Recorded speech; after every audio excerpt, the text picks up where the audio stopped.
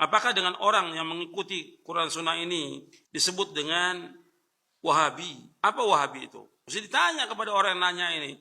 Apa Wahabi itu? Jadi Wahabi itu digelarkan atau disematkan kepada orang-orang yang berpegang teguh pada Quran dan Sunnah. Mereka sebutkan dengan istilah Wahabi.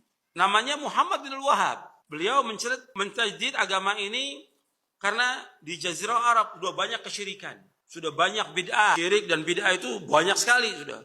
Kuburan yang dibangun luar biasa. Kubah-kubah di atas kuburan luar biasa. Orang datang ke dukun, tukang sihir tambah banyak, bid'ah tambah banyak.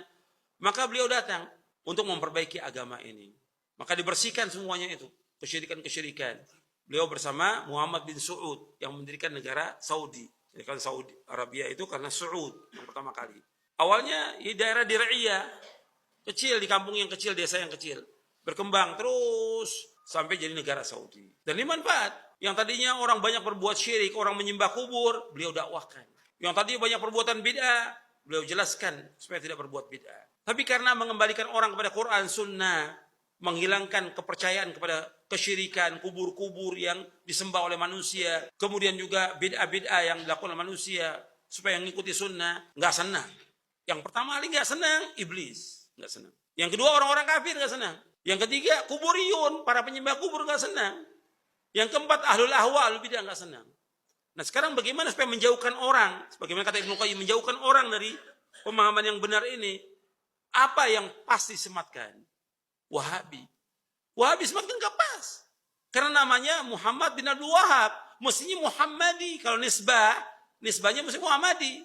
Bukan Wahabi. Tapi karena ada kelompok yang sesat pada abad kedua Hijriah. Ada kelompok sesat namanya Abdul Wahab bin Abdurrahman bin Rustum. Abad kedua Hijriah. Ini kelompok Khawarij yang mengkafirkan penguasa, mengkafirkan kaum muslimin. Dan dia punya daulah. Di mana tempatnya dia? Di Maroko dan Aljazair. Ini Abdul Wahab bin Abdurrahman bin Rustum. Para ulama sudah mentahdir orang ini. Dengan apa? Istilah Wahabi. Abad kedua, Syekh Muhammad bin Abdul Wahab abad keberapa? Abad 12. Beda 10 abad. Nah ini pasti disematkan ini untuk menjauhkan manusia. Disebutkan Wahabi. Jadi memang dari orang-orang yang benci kepada Quran Sunnah itu menuduh dengan apa? Wahabi. Seperti sekarang kita ini, kita mengajak orang pada Quran Sunnah, ala fahmi salaf, itu dikatakan oleh mereka Wahabi. Dikatakan sesat. Ini kan tuduhan. Nggak ada bukti. Nggak ada hujah. Yang kita bawa dalil dari Quran Sunnah. Karena mereka nggak punya hujah. Kalau kita lihat, kita berusaha mengembalikan orang kepada kebenaran. Mengembalikan manusia kepada kemurnian agama ini, Quran dan Sunnah.